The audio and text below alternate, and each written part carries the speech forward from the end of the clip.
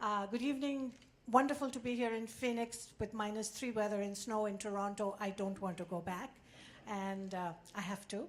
I'm a Pakistani by birth. I'm a Canadian by choice, and Islam is my spiritual journey. Carlos was talking about being an activist. So the first 20 years of my life, I grew up and was educated in Pakistan in a Catholic school, by the way. And I learned the Lord's Prayer before I learned my own prayer. And I have to admit that much to my parents' sort of angst, I was always a rebel.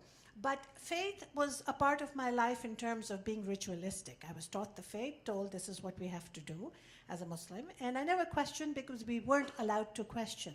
So the culture that I grew up in was a patriarchal culture in which women were supposed to be seen and not heard. And trust me, this woman was always heard and was always in trouble. Every time I left the door, my mother would tell me, don't talk too much and don't ask questions. She would turn in her grave if she knew what I was doing today. So that was easy. I was a happy Muslim because I didn't question and the rituals were there. But 20 years through that, I met a man who was from another sect. And I'm so glad that the spelling of sect was actually not another sex, but sect, S-E-C-T. I was born into a Sunni family, which is the majority, largest denomination of Muslims. He was a Shia. And all hell broke loose because this was not supposed to happen. We weren't supposed to get married. We did. We don't tell anyone, but we eloped. And that was the time that the questioning started. You know, what kind of rights do I have as a Muslim woman? Am I allowed to marry a man of my own free will, or do I have to wait?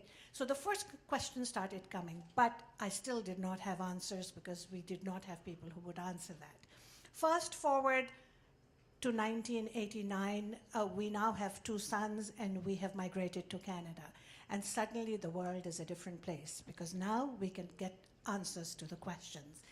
When we came to Canada, my children were the Y generation. They did not want to follow ritual dogma, but we wanted them to grow up as feeling, caring Muslims, so we had to learn.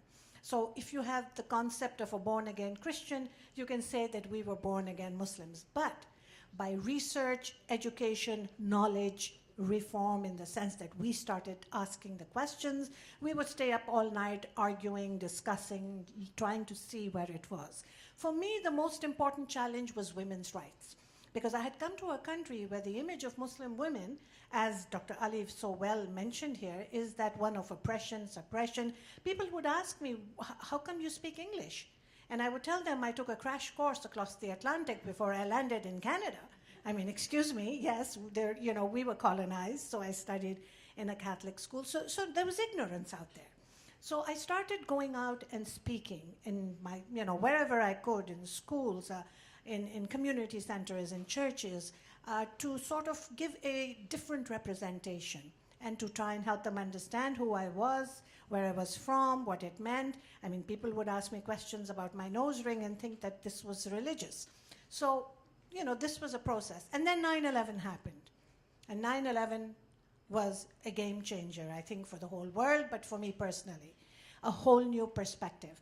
Because now, the first Sunday after 9/11, my friend who was a Catholic minister said, I need you to come and speak in my church. I need a Muslim woman to come and speak. And so I did.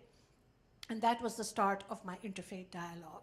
So to say that for the last 35 years, my activism has been rooted in my faith, because I had to study what it means to be a Muslim woman. Before I could go out and speak about gender in Islam and Muslim women, I had to be convinced that this is what I'm saying is right.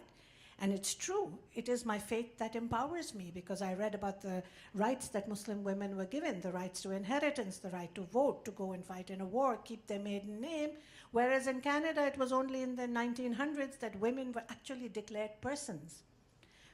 What has happened since then, of course, patriarchy, power, politics have usurped those rights all over the Muslim world. And I know that was challenge. And of course, my activism also had to be directed to work about radicalization, about political Islam on the rise, and the fact that I feel my faith has been stolen away and replaced by a violent extremist ideology. And the interfaith dialogue that I was involved in was not the fluff stuff. It wasn't about your Christmas or your Hanukkah and my Eid. It was putting the hard issues on the table. It was talking about truth and justice. And that I take from my faith, where we have a line in the Quran that says you must always condemn that is evil and condone that which is good. So I felt a moral and ethical responsibility based in my faith to speak the truth, to find knowledge, to study and understand what was happening. And a lot of this was very hard because it meant self-reflection, which is something we Muslims don't do very well, but it was important, and to look at my faith through the lens of other people's eyes, and to be able to answer really hard questions.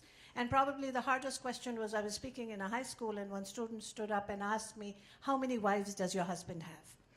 And after that, no question was hard again. So essentially, as Carlos said, keep it short. It's exactly 8 o'clock. Was that good or what? So my faith, I have a deep-rooted love of my faith, but the spiritual message of my faith, the one that empowers me as a woman, that one that gives me the freedom of individual thought and to speak out. So thank you all for being such good listeners. Thank you.